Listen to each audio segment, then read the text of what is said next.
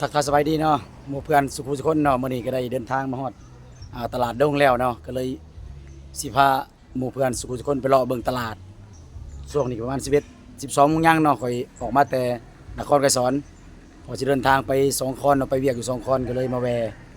ตลาดดงฉะนั้นไปเลาะตลาดนํกันเลยเนาะว่ามีหยังแหน่ในตลาดที่เฮาจะซื้อไปกินอยู่สองคอนมื้อนี้ตอนนี้กำลังเลาะเบิ่งตลาดเนาะเลาะเบิ่งสิซื้อหยังไปกินเนาะอาหารก็หลากหลายในตลาดนี่เนาะตลาดดงมีแต่แซ่บๆเนาะนี่เนาะตัวจะได้ออกมาจะไปซื้อบักมี่ซอยไปเท่าก่อนแต่ใหม่ๆเด้อใหม่ๆเนาะอาหารอย่าตัวอะไรจะเป็นนอนได้ห้วยบ่เป็นนอนมาซื้อนี่กลับมานี่เด้ อะไรจังหวะจะอยู่ว่ารอเบิ่งก่อนเนาะมาวินใหม่เนาะวายมีแต่อาหารธรรมชาติบ้านเฮาเนาะ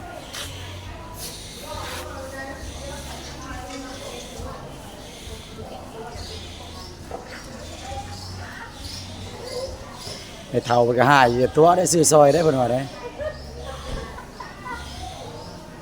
เฮ็ดละโงกเนาะตามฤดูกาลบ้านเฮาเนาะคือว่ากำลังออกมีเฮ็ดละโงกกินตามฤดูได้ผมกินตามฤดูบ้านเฮาได้เนาะธรรมชาติหมายตัวนี้เฮ็ดหยังเฒ่านี่เฮ็ดเผิงเฮ็ดเผิงเนาะเฮ็ดเผิงดอกซ่าโอ้ตัวนี้แม่นเฮ็ดเผิงดอกช้างเนาะมันเฒ่ากันซ่าเฮ็ดเผิงหยังก็เฮ็ดเผิงดอกซ่าโอ้เฮ็ดเผิงดอกซ่า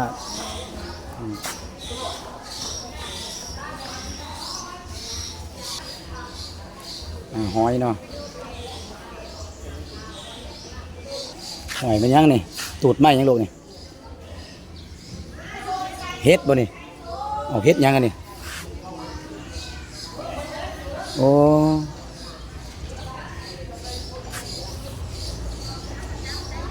ชื่อว่านี่มันเฮ็ดเนาะเฮ็ดยังคือไม้มันอยู่ในไม้เฮ็ดยังก็ซื้อมันเฮ็ดพิมานโอ้แต่ว่าอันนี้มันเฮ็ดวิมานเนาะเคยกินแต่หมูเอามาบ้องเหล่าก็เห็นตัวจริงเนาะหน้าตาเป็นจังซี่เนาะ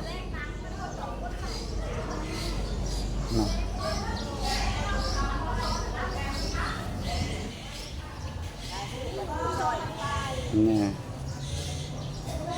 รายการไปกันมาแวะมาซื้อเด้อเฮ็ดตามมาดูเนาะเป็นตาแซ่บอีหลีเนาะตลาดดงบ้านเฮา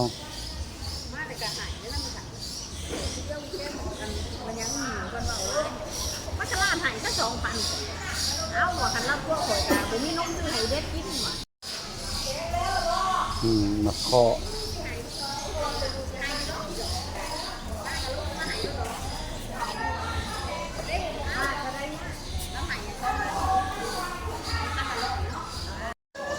หอยปังเนาะเดี๋ยวนี้หากินยากหอยปังเดี๋ยวนี้ก็อึดเลยถ้าเก่าอยู่ซุยนี่หลายเดี๋ยวนี้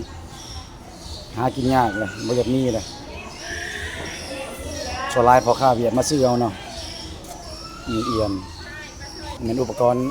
การเกษตรเนาะมีผ้ามีมีดที่เป็นขายอยู่นี่เนาะมีเครื่องของหัตถกรรมนั่นมีตลาดดงหลากหลายเนาะเป็นขายเนาะ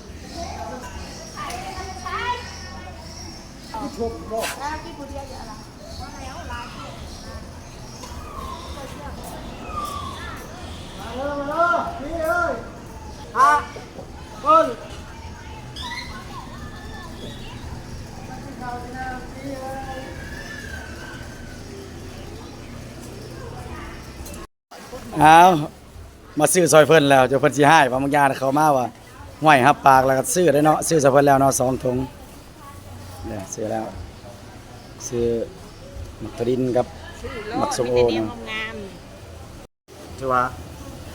เราไปมาเนาะก็ได้แล้วเนาะของกินได้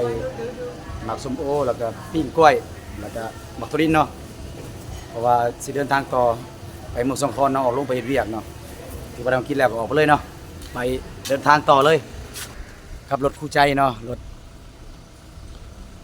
จักรสีแดงก็มามีร้านทรายมานำเนาะ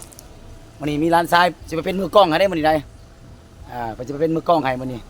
ได้มือกล้องเลยคนรอเนาะโสดเด้อผู้ใดอยากจีบบอกเด้อโทรมาหาเขาได้เด้อติดต่อให้ดอก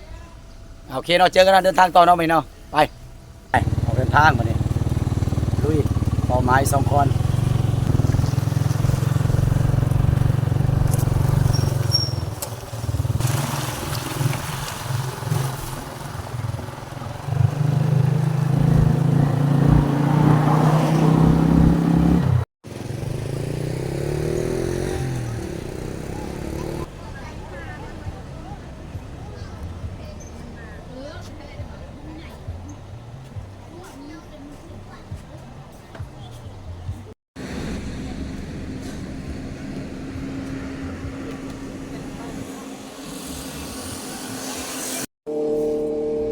หน่อยไม่ค่าน้อยบ่ขายว่าบ่กล้วยนี่กล้วยปิ้ง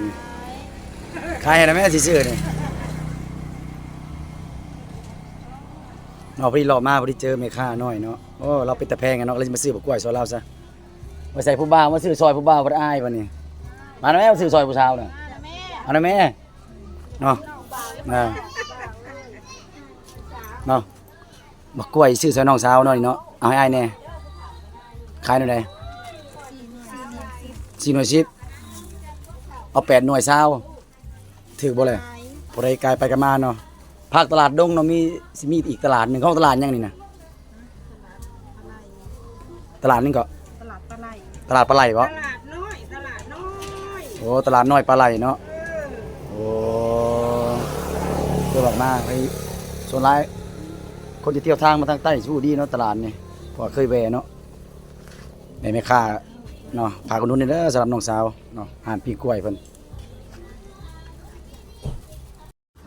ถือว่าสิจ่ายเนาะค่าบักกล้วยเนาะ